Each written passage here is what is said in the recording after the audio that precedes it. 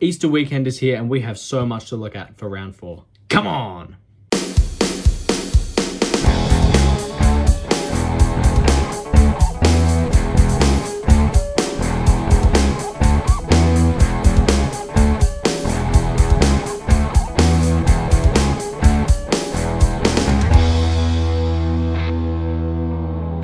Hello and welcome back to Off the Mark, an AFL Fantasy podcast. I'm Mason and I'm by myself today. Casey's on a nice Easter trip.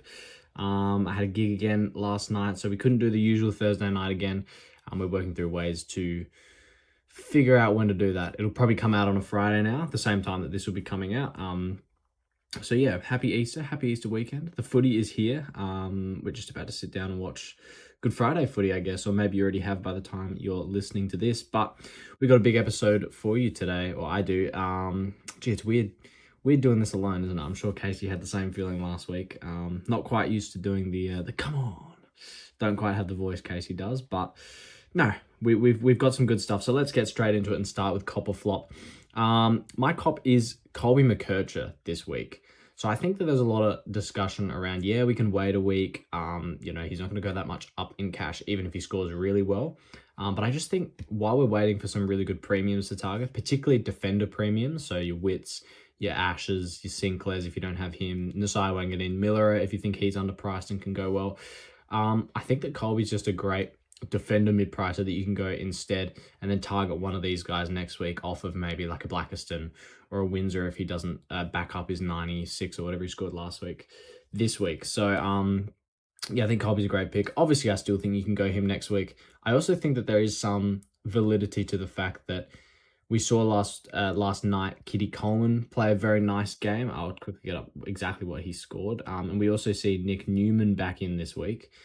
So they're two kind of mid-price defender options that could be very real for us to bring in as well next week and beyond. So just locking Colby in here and making sure you have him so that you're not picking between the two is probably a good idea, because I think all three could be beneficial. So Kitty last night with a 109.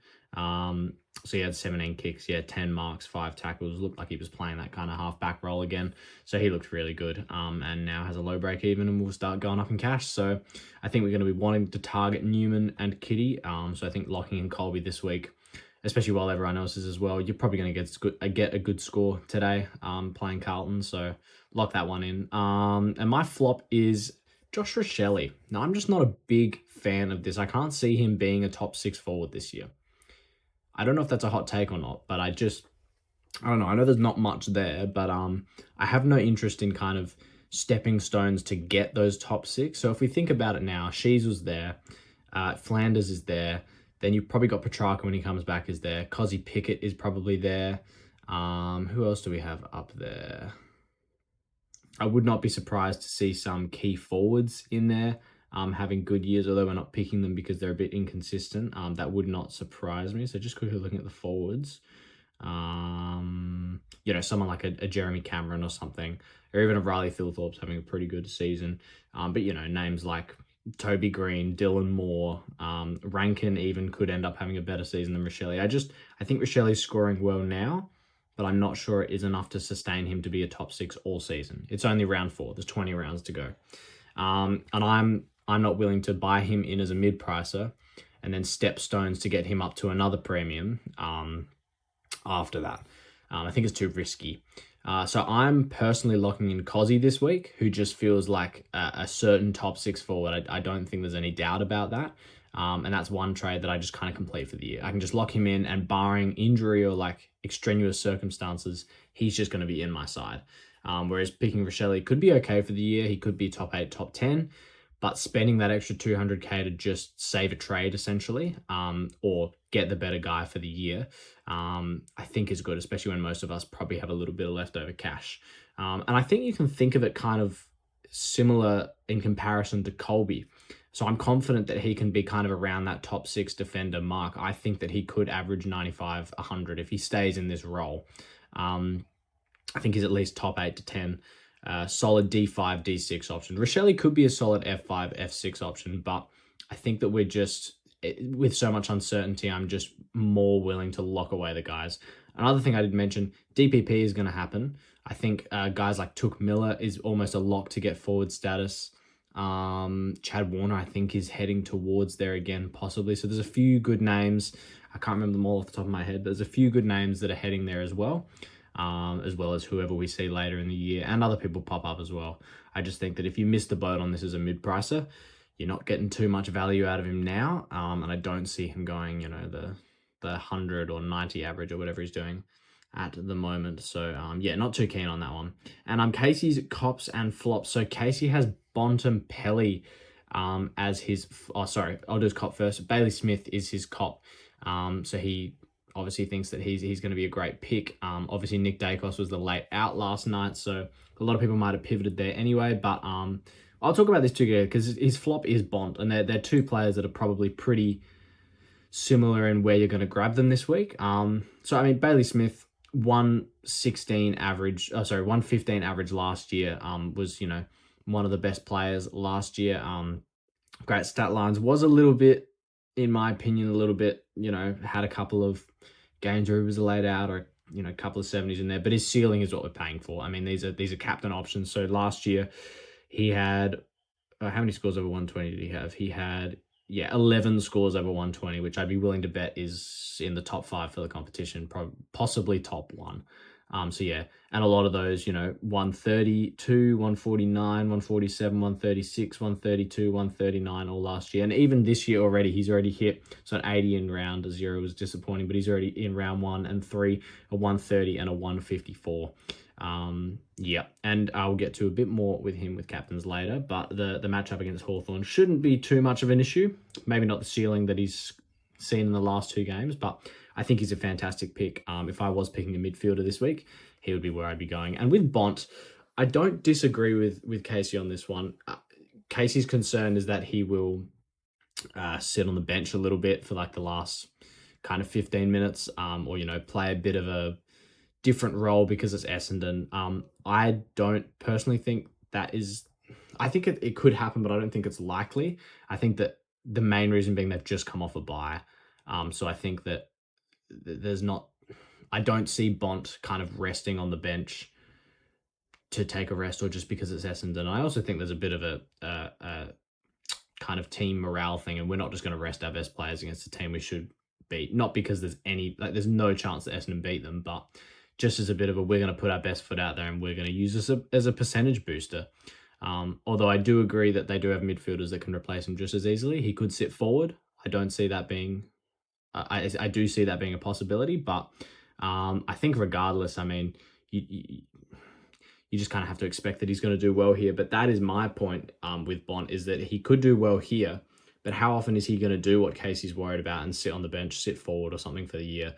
I think that if anything, Kennedy's shown that he's now backing it up for a second year. Lib is still playing, although not this week, still playing well. Ed Richards is playing well. And they've also seen Riley Sanders have a pretty good year so far. Freya, although he's kind of playing off halfback, is having a pretty good year so far. So I can kind of see him moving into a bit of a kind of like a Jordan Dawson-ish role, who I know is a good scorer, but, just is willing as club captain to kind of throw himself around anywhere. And not specifically stay as a midfielder or a mainstay in those CBAs. So yeah, I think that, and Casey would probably agree that it's a flop with caution. I don't think that it will be a flop pick for the year. I think you could easily average 110, but you are paying a lot for these guys, particularly Dacos and Smith and Bont. And I think if you obviously Dacos out last night, if you're going to go the 2, I'd be going Smith over Bont. So there's Copper flop. And just while we're here, I should probably read out the scores for last night. So for Brisbane, this really annoys me. Will Ashcroft had a big 127, which I had him in my team for most of the year. 127 he scored. So that was kind of painful. I was kind of looking at ways to get a bit of uniqueness into my side.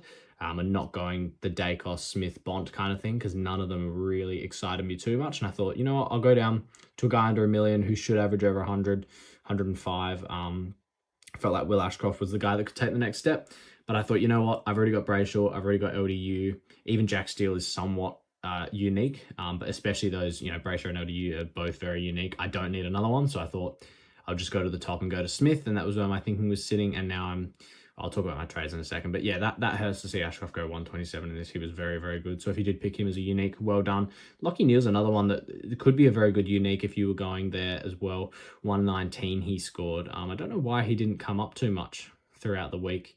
I mean, I guess 61 last week is probably why, but he did get tagged in that, I think, against the Saints. So that is the worry for Neal, and why I think I was hot on Ashcroft is because he doesn't really get tagged at all. So yeah, Neal was good with a 119. Dane Zorko, he really saved this. So he was my vice captain. He scored a 116, and he had a 51-point last quarter to really just, he was kind of doing exactly what he did last week, just kind of cruising along, 20 something, 24 at quarter time, and then he had 43 at halftime, just kind of fine, but a little bit under where he should have been. About 70 I think he had at 3/4 time, and then bang, 116 with that 50-point last quarter. So he was good. Kitty Coleman, I mentioned before, a 109, was very good as well, so we will be keeping a watchful eye on him. I did hear some people talking about Josh Dunkley throughout the week, and I'm really not keen on this pick. I think that he's only going to go down in price, and being kind of a bit of a tagger at sometimes, although he didn't do it in this game, I wouldn't be surprised if he was the one that was going to kind of run with Dacos or be his opponent at centre bounces. So 79 is not great for him. And Ty Gallup, the rookie, there for 48 if you still have him. I mean, I guess it's fine to keep rolling that along, although he does have a 16 and a 22 in his last 2 games, so maybe this was just a bit of a lucky one, but yeah, not too bad for that. And then over to Collingwood, we didn't see too many high scorers. So obviously Nick Dacos was the very, very late out there. So hopefully you all got him out of your side if you were trading him in. Hopefully you didn't trade him out if he was already in your side. I think you just hold this over a week. I've already seen some talk over whether he plays gather round. I really doubt that there would be anything that says no. He plays on the Friday night next week, I'm pretty sure. So he has a whole week to get himself ready. Craig McCraven said they don't come back to training until Monday. So I think he should be all right for that. I don't think there's any worry there. But doesn't lose any cash because he didn't play in this, obviously. So you just hold that because you still have him for the year. Think of it like all of us owning Bailey Smith last year, and he just had those weird laid-outs occasionally. But names for Collingwood who did play, Dan Houston up the top of the 106 was very impressive. Proved me kind of wrong last week telling people not to go there. So he's now kind of proving that maybe it's one of him or Josh Dacos that pops off, with Josh Dacos there with a 78. I didn't actually have eyes on this game, so I'm not sure what the problem was here, but just 7 points in the last quarter and sat on the bench from the 19-minute mark till the end of the game. So not really sure whether there was an injury concern. I don't think I've heard anything out of this, but maybe that's something we'll hear over the weekend. But yeah, I know he did have quite a sore shoulder from that. So maybe because this was a bit of a bloodbath, 10 goals, I think, was the end result. Yeah, 119 to 65. So maybe they just thought, you know what, he's been sore throughout the week, we're just going to rest him on the bench. Wouldn't be surprised if that was the case. But yeah, this is why I wasn't too hot on Josh Dacos, because maybe, Houston could pop off one week, Dacos pops off the other. The same way we're seeing someone like Brayshaw and Sarong do that at the moment, kind of trading weeks with good scores. And for Zorko owners who didn't go Josh Dacos, this kind of pays you back for last week. It's about the same difference. So we're all sitting even now, and we'll see where it goes from here. Other names for Collingwood, though, Darcy Cameron, this just proved that we need to get off him even further. A 50 for him and a 46 for his ruck counterpart in Oscar Steen. So definitely Oscar Steen is an option to downgrade. He'll possibly be where I go from a Todd Marshall next week, although I might try and get Todd into my utility spot to find a bit of a better rookie in any position next week. But I do think we are going to need some cash gen, especially in the forward line. I mean, even this week, if you did end up going there, I think it would have been a good call before this game, as we saw, we'll go through the teams later, but Doveston got rested. Devon Robertson is out for a week with suspension. Todd Marshall's obviously 1 to 2, I think. So there's a lot of our cash gen in the forward line is kind of shit the bed, I guess. So not great there, but that was about it for that game. So let's get through onto our usual preview stuff now, and we'll go to field or yield. So for the defenders, I personally am fielding 2 this week, and it's going to be Jacks and Selwood. So both the Bulldogs playing the Bombers. Both of them have proven that they can score well. Obviously, Jacks had that big 112 against the Giants, and then Selwood he's not a terrible scorer either, with a 64 last week against the round 2 against the Crows was a pretty good one. So if they can recreate that or go even better, I'll be happy. But I am going to be looping Sarong on my bench, and possibly swapping him with Selwood if he kind of probably I'd say maybe 60, 65 is probably my line for whether I loop him on or not. And I can do that with Sinclair, who's on the bye. So I think that's probably what I'll be doing. Although I don't have a Blackiston or a Lindsay, and I have Grill in my midfield. Or yes, I do have Grill in my midfield. So I would be fielding Jax and Selwood first, personally, although I would be probably looping Selwood with whoever you have on your bench. And then after that, I'd be going Blackiston. English can actually be easy to score against despite him being a premium ruck, so don't be too scared away by that. I'd have Grill after that. He should be good against Port this week. And then Lindsay after that, and then Sarong. So that's the order I'd be going in. For the midfield, obviously we're fielding Jagger this week. He should be good today against the Kangaroos. Watkins should be good against Richmond. He's probably the other one you field. And if you don't have Watkins, I'd be putting Blamires on your field. Against Carlton should be good as well. I mean, we saw a lot of the kind of mid-half-backs score well against them last week for Melbourne. And Willem Dersma, I would also be fielding after that as well. If you really wanted to field him over Blamires, you could, but Dersma with that Sydney matchup shouldn't be as good, I don't think. So I would be putting him there. And for the forward line, we're fielding Cook first, and I think that I'll take a moment to talk about the fact that we have a little bit of a problem in our forward line. We really need to be locking in these premiums as fast as we can, because we want to come out of these buys with one rookie on field. And as it currently sits, after this buy, my forward line will look like Sheasel, Myers, Pickett, who I'm trading in this week, Flanders, Buderick, Cook. And I'm really happy with that. If a Marshall was in, that might be different. We probably could have gone with him at F5 for a little bit, but yeah, I think we're just not. Maybe Dev Rob could be another name. You could have Cook and Dev Rob there, but I think that the quicker we can kind of lock away these forwards, the better. And you could even bring Cook into the midfield if you really liked him, although there's a few good options there. But yeah, guys like Lombard, Doveston, who's rested this week, we're just not wanting to field them at all. If you're going into next week looking like you're going to field them, I would be trying to get out of that as quick as possible, because obviously we go back to best 22 next week, not best 18 with no buys in gather rounds. So yeah, we're looking at that. But Cook is the number one you'd be fielding. I would have fielded Steen after that if you did have him in your forward spot. So again, he's a forward ruck. You can be trading into him in your forward line.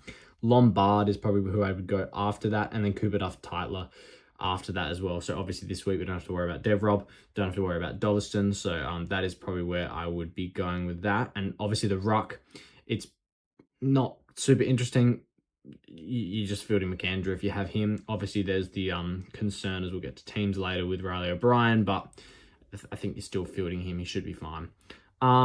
Let's move on to Weather Watch. Now, Casey did ask me to laugh for him. I will not, because I'm a person who respects Weather Watch. Yes, it didn't really tell us much last week. The cyclone didn't happen, but we don't have much interesting news this week, which means it can't be wrong unless it buckets down with the way. Oh, we have one game that is a possibility. So, look, the cyclone passed, but at least you were aware it could happen. And if it did, you would have been glad you listened to Weather Watch. So let's get to it. Obviously, we won't go through last night's game because that's already happened. But Carlton versus North today is at Marvel, 10 out of 10. And then tonight, Adelaide v Fremantle at Adelaide Oval over here in Adelaide, 9 out of 10. No rain, light winds. It's perfect. Looks pretty good out my window at the moment, so it should be pretty good. Moving on to Saturday afternoon, Richmond versus Port Adelaide at the MCG. No rain, light winds, perfect weather, so a 9 out of 10 for that one. Then Saturday night, West Coast v Sydney at Optus Stadium. No rain, light winds, perfect weather, 9 out of 10 again. Melbourne v Gold Coast on the Sunday at the MCG. You'll never guess. No rain, light winds, perfect weather again, a 9 out of 10. And then Bulldogs Essendon that night at Marvel is a 10 out of 10. So we've got some pretty good weather over Australia for Easter weekend, which is nice. But Easter Monday is a different story. Hawks v Geelong at the MCG. There's 1 to 7 mils of rain in the afternoon and evening, which is exactly when this game will occur. Some light winds, so it could get a bit wet. Nothing super sloggy or major, but still one to watch when captaining. So I've given this one a 5 out of 10, and it has affected some of my captains, which we'll get into now. So last week, the captains averaged 103.88. Bit of a letdown, but better than we've done before. So I'm very much let down by Sherry's 55, obviously, as well as Zorko and Butters going under a ton. But these guys here that I've listed, I can't guarantee it, but I'm pretty sure they should average about a 110 to 120. And no, I just haven't picked all the top players from last night. So let's start with number 8. Okay, I said I didn't pick all the top players from last night. I put Dane Zorko here, not as an option, obviously, because you can't pick him now after he scored. But he would have been close to my top 4 anyways. And I actually did VC him. I just wanted to talk about him because I think you take the 116 that he scored. Others will most likely top that. There's some really good names that I'll get into in here, but it's actually not a huge week for ceiling scores, I don't think. And we're not seeing as many players, especially with Nick Dacos out this week, that we can kind of guarantee like a 130 plus. And there's not too many easy matchups rolling around either. Like West Coast haven't been as easy as usual. Gold Coast, who were a great mid matchup last year, haven't been as easy. North aren't as easy at the moment. Essendon is the main one. And so obviously we'll feature some doggies in here, but I think 116 is nice. Yes, if you are, I think if you're wanting to trade in a Bont, you have to reevaluate, am I doing this for the Essendon matchup? And if I am, I'm taking this 116. I'm not going to captain Bont. I'm just going to go to someone else. That could be Baz. I think that would be a good move. But if you are, I think you just take the 116 no matter what. I know that Bont's going to hurt, but we take it. As I always say, you could get some injuries. You could get someone sitting on the bench. You could get someone laid out. If that Nick Dacos was on a Sunday and you were, out Easter Sunday lunch with your family or whatever, and he's laid out 20 minutes before the game, you don't see it. That's where you would have been glad you took the 116 VC. So we're taking that if you had that. And also, I guess if you had, if you did a Will Ashcroft 127 last night, you're taking that. That's probably about it. Don't think anyone would have captained Houston, but you're probably not taking that. My line is usually like a 110, 115, obviously dependent on who scores, but during the week and who has a good matchup. But yeah, I think that's a lock. Number 7, I've got Andy Brayshaw, and this could have been Caleb Sorong as well, but his history against the Crows, I think he had a 75 against them last year, but Andy Brayshaw with the 127. So I've put him here. The Crows have also let up big scores to Bailey Smith with a 154, Myers a 123, Holmes a 111 last week. Is that right? Did the Crows play Geelong? They did. Don't know why I didn't think they had for a second. Smith 154, Myers 123, and Holmes 111 last week. Also, don't know how much people read into superstitions, but it is his turn to outscore Sarong here. Sarong had the good score last week, and so far this season they've been kind of flipping and flopping. So the Crows shouldn't run any taggers as well, and if they did, they'd probably go to Sarong anyways. So I think he should be good here over in Adelaide tonight, but we're probably not touching that. Number 6, now this might surprise a few people, but I put Tim English at number 6. Brayshaw I've put as a 100 to a 115, by the way. So Tim English I put here at number 6. So the ceiling obviously could be massive here. I've predicted him for a 100 to a 140. I'm capping it there. I don't see him going over 140 really, but you're most likely running into him as a straight captain on that Sunday night. I think that could be brutal. So we've seen Blackiston really restrict ruck scoring with Sherry last week at 55. Obviously, there was the whole suspension thing and the blood on the face that maybe affected that, although he wasn't scoring very well anyways. I think he had like a 5-point second half or last quarter or something like that. The week before, Jordan Sweet had a 67, and then the week before that in round 1, Reeves and Meek had a 73 and a 65 against Blackiston. So I guess Sherry is the only real premium who's come up against him with that 55, but Blackiston hasn't let up a score of 80 plus this year, which I think is damning evidence that maybe English won't go as big as we think here. He should work him well around the ground, although Blackiston can go around the ground. That's one of his strengths. I struggle to see him scoring under a ton. English is just that good, I think. But this would be a much better VC. I'd be going any of these top options above him that I'll go through now. So number 5, Bailey Smith. I've predicted him a 110 to a 125. So the rank does affect this a little bit, maybe the ceiling, but I think it should be a nice safe captain option with a possible big ceiling. Maybe, 130 I don't see out of reach. Hawthorn are a tough team for midfielders though. So this year they've given up scores to Chad Warner at 81, James Rowbottom a 76, Sheldrick a 74, Merritt 112, Durham 94, Caldwell 91, Oliver 89, Callahan 86. They've all kind of scored, maybe except for Merritt. They've scored unders on what they were probably expected, I think. So, in fact, Hawthorn have given up the 3rd least fantasy points all season. Smith had a 139 in the prelim against the Hawks last year, but an 84 in round 6 too. So I'd be okay rolling into this one. It feels like a safe 115 and a possible 130 there. Number 4, I've got Jack Steele. predicted at a 110 to a 130. So he's coming off 135 and 138, which is amazing. So he looks to be in red hot form. Gold Coast were the easiest team for midfielders to score against last year. This year they're still pretty good. Sorry. Apologies. So Taranto 114, Devrod 104, Holmes 108, Atkins 102, Brewer 98. So all of these scores came in losses against Gold Coast because they are undefeated so far. Not saying Melbourne will or probably can win against Gold Coast. I don't see it happening, but it is in Melbourne. Don't rule them out. They are 2-1 as well, I think. So 126 still had last year against the Suns when he was playing for the Saints. And last week's 135, I just wanted to note, included 16 tackles, which amazing individual effort. But Gold Coast do give up the fourth most tackles in the league. So expect that midfield battle to be a bit, contested and probably a lot of tackles in there. So I think Steele should be a really good captain option this week and a possible VC if you did want to roll into maybe a player against Essendon.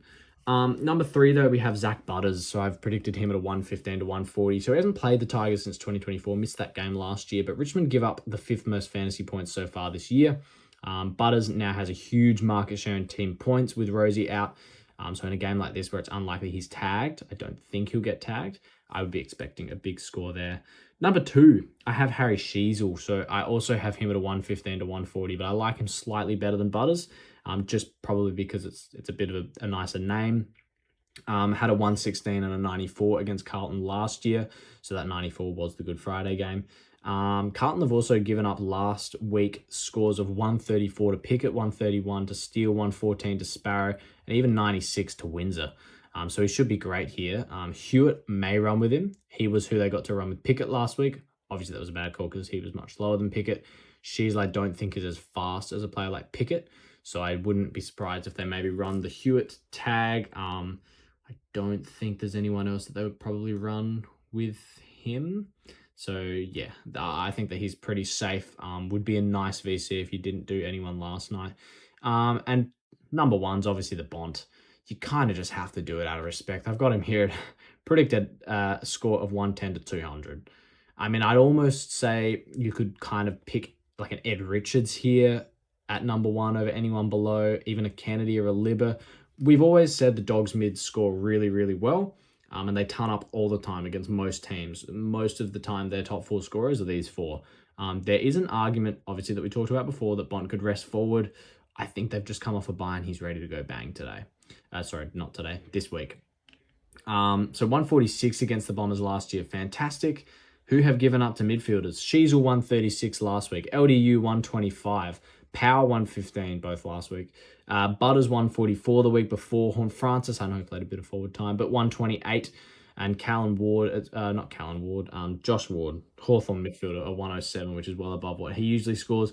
So this will be a bloodbath. The Bombers currently sit actually on Sportsbet at $26 to win.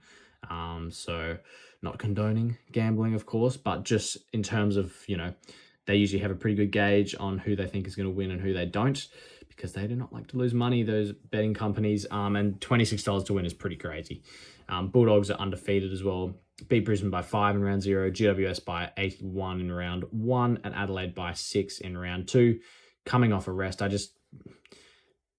Bont's history, the fact that there's all these midfielders that have just gone bang against them at the Bombers, the fact that they're a shithole of a club and the Bulldogs are probably premiership favourites as it sits right now, coming off a nice rest bye.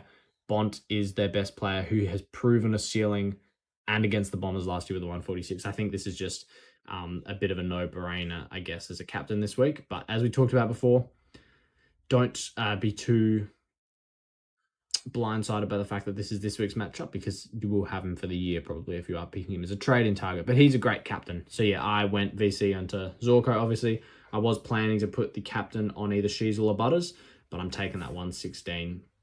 If you had, obviously everyone has Sheasel, so at this point I would highly recommend going him VC. The only way I wouldn't is maybe if you had Bont and Bailey Smith, which I don't think many people do. In that case, I would probably go VC on Bont and then roll into Bailey Smith. That's the only way I think that you could have Bont. Another option is probably Holmes.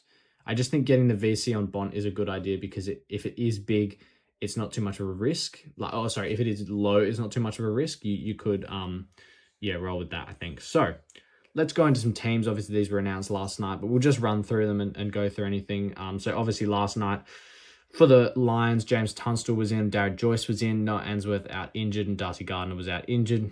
Nothing super huge there. For the Pies, Lockie Sullivan was in, William Hayes was in, and Ed Allen came in late for an injured Nick Dacos, as well as Darcy Moore and Scott Pendlebury out injured. So Dacos should be back next week, I think. But as I mentioned before, there is a bit of worry about that. On to Friday, which is today, Good Friday, North Melbourne v Carlton game. Zach Banch and Jack Darling are back in for the Kangaroos, with Lockie Doveston rested and Sherry suspension. So they're two names that are pretty relevant. Doveston especially, that kind of sucks, but rested as a kind of wording is good.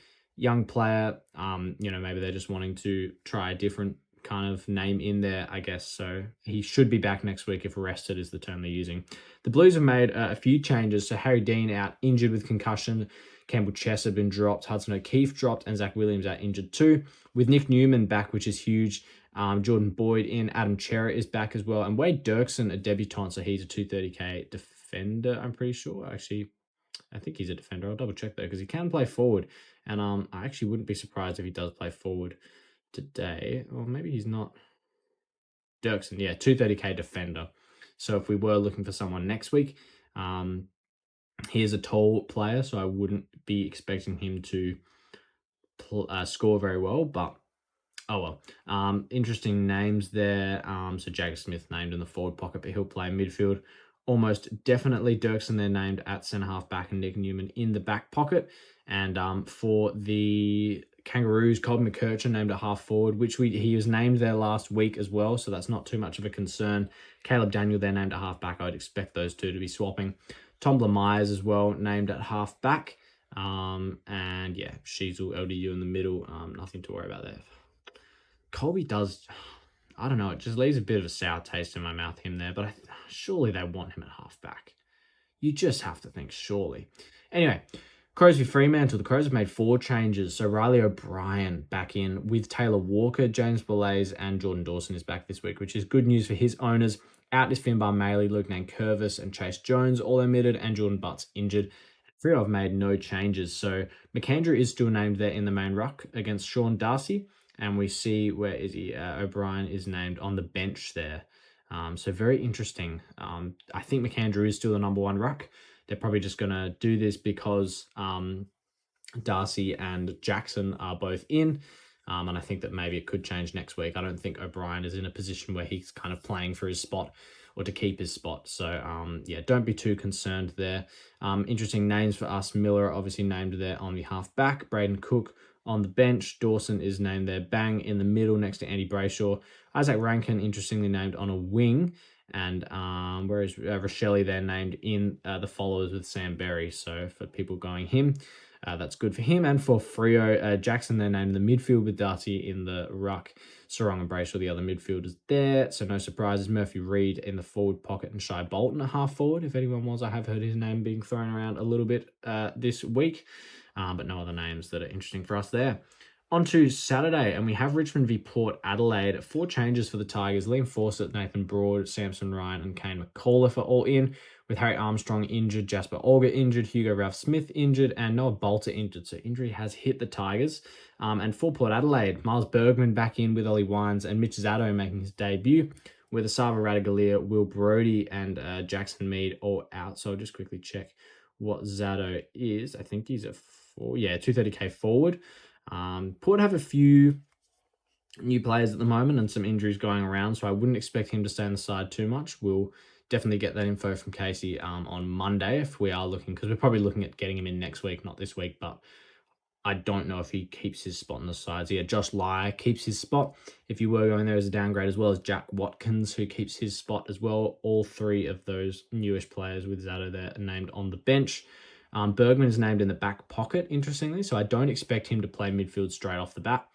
Zach Butters, Willem Drew, and Horn Francis are named there in the midfield, but you would think Ollie Wines probably plays through there as well. And I don't think there's any other names for Port. Ewan McKinlay is also the other guy that's kind of in this year after not really having a solid spot in the side before, so they've got a few new names in here. But for the Tigers, Taranto's there named in the midfield if you were going him, because he has had a pretty good season so far. Banks short off the half back if you had either of those guys. Sam Lawler named at full forward, which is interesting. And Grill named there on the bench. On to Saturday night, West Coast versus the Swans. And in for West Coast, Sandy Brock, Malachi Champion, and Matthew Owies, with Devrov out with suspension, Jacob Newton injured, and Elliot Yeo out injured. And for the Swans, Isaac Heaney in for Caden Cleary out omitted. So Heaney's straight back there in the midfield with Sheldrick and Warner. Other names for the Swans that we're interested in, I don't think there's really many, to be honest. So Sarong is, where is Sarong? Oh, name there on the wing. Justin McInerney on the bench if anyone was going there as a forward option. And for the Eagles, so yeah, obviously Devrod being out kind of sucks, but Harley Reid, Tim Kelly, and Jack Graham named in the midfield there. So, gee, I tell you what, if Tim Kelly could get back to his old form playing in the midfield, he could be an option for us. Josh Lindsay then named on half back, as most would have expected. Willem Dersman named at half forward, with Duff Tyler named in the forward pocket. Yeah. On to Sunday, and we see Melbourne take on the Gold Coast Suns. These are extended squads, obviously. So in for Melbourne so far, Luca Kentfield, Max Heath, Jake Melksham, Bailey Laurie, and Daniel Turner. The only two confirmed outs are Paddy Cross out injured and Changu Jiath out injured. So I'll just check. Luca Kentfield is a new player. He's a 230k forward. And Max Heath, obviously, we know is that ruck who was at St Kilda, who most of us would have had. So he's maybe coming in as he's probably an emergency, but could be coming in to chop out Gawn, especially against Wits, who is a hard matchup. For the Gold Coast Suns, Matt Rowell is back with Jed Walter, Lachlan Goulburn, Oscar Adams, and Jai Farah. So you'd probably expect Rowell to definitely be in. They definitely have two outs with Bailey Humphrey in suspension and Petrarca out injured. Obviously had the bye last week, so couldn't list that one, but this is now his second week out, I guess. So Matt Rowell back in does definitely help them. He's in the midfield with Anderson and Powell. Other names for the Bombers, Lombard is named there in the forward pocket. If anyone still had Zeke Yuland, he's named there on the bench. So yeah, Matt Rowell is definitely in. And for the Ds, we have, Christian Salem on the half-back with Xavier Lindsay there. Jack Steele named there dead in the centre, with Windsor named on the wing, with Tom Sparrow and Jai Cully named as the followers. So interesting there, but don't read too much into that. Cosy Pickett named at full forward. So yeah, I don't think Jai Cully is in the midfield over Windsor or Pickett. Probably just a naming thing. Okay, on to Sunday night in the last game we'll have teams for is the Doggies versus Essendon. So 2 force changes for the Dogs with Cooper Hines out omitted and Tom Liberatore out injured. Possible ins for them is Artie Jones, Will Lewis, Josh Dolan, Lewis Emmett, and Lockie McNeil. So Emmett is a new in for them. I'll just check what position. So he's a 246k ruck, probably just an emergency. And for the Bombers there, sorry, I've just lost my website. For the Bombers there, Nick Cox is back in with Cale Garian, Jaden Newen, and Tom Edwards. Cale Garian, I think that's how you say his name. Garin. So he is obviously new, as I don't know who he is. Nate Caddy out injured, so I'll just 230k ruck. Garian is so probably just a backup. On the field, English v Blackiston in the ruck. Dogs midfielders Sanders, Richards, and Bont. No surprises there. So Sanders probably takes a bit of an uptick with Libba out. Also probably helps the idea that Bont may rest forward. I think with Libba out, they probably just chuck him in the midfield. They need a bigger body in there. Buderick named off half back, obviously. Jack's named there in the back pocket as well. Where is Selwood named? So he's named second last on the bench, although it is number ordered. So don't read too... Oh, no, it's not number ordered. It is number ordered, except for Lockie McNeil, 30 named first there. So I think he'll be in. I think that should be okay. Although they do have a few names that have been put in. Joel Fraser, they're named on half forward with Matt Kennedy in the forward pocket. And for the Bombers, Durham Merritt Caldwell is their midfield mix. Obviously, Blackiston, as I mentioned before, in the ruck. Roberts there named off half back with Farrow as well, the rookie. So we'll be watching him as a possible downgrade option next week. Darcy Parish has not been dropped yet. So we'll find those out about halfway through the Carlton North Melbourne game today. But he's named on the bench there. So yeah, one to watch definitely. And then the Hawthorn Geelong teams we get on Sunday night. So I don't think there's any. Oh, maybe Tanner Bruin we might be looking at, because he did have that broken nose last week. So maybe that could be one, but with the extended rest, I don't think that's an issue for us. Yeah, and then the Hawks coming off their bye, I don't think there's been any issues there. So that should be about it for today. And hopefully I can get this out before the footy today. So with any luck, your round 4 teams are on the mark and not off the mark, and we'll be back with you on Monday to review everything and look forward to an Adelaide gather round. We don't have anything planned, but we might have some special stuff. Both of us are going to plenty of footy. We might, do a little vlog here or there or something, get some footage from the games for those of you who can't be here. Obviously traveling is a little bit of an issue over here in Australia at the moment, but we're going to have a good weekend of footy this week, and then obviously next week when we see you ready for gather round, big here in Adelaide. But yeah, we'll see you then. See ya.